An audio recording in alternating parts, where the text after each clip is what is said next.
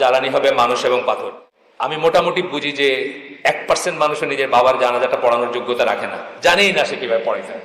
আমরা আমাদের যাদের ছোট ছোট বাচ্চারা আছে, একটু আগে আমি এক ভাইয়ের বাসায় বসেছিলাম, তার ছোট বাচ্চাটা আসছে, আবদার করতেছে, তাকে কোলে নিলেন, কত আদর করলেন। মানে আমাদের সবাই মায়া থাকে, সবাই আদরের ব্যাপার থাকে। আমরা সেই ছোট বাচ্চার নরম হাতটা নিয়ে গালে লাগাই, আমাদের ভাল লাগে। কিন্তু আমরা কি কখনো চিন্তা করছি যে এই নরম হাতটা একদিন আগুনে পুড়বে, সব গলে গলে পড়ে যাবে, আবার আবার সেটা রিগ্রো করবে, আবার সেটা হবে হাত, আবার পড়বে এবং অনন্তকাল চলতে থাকবে।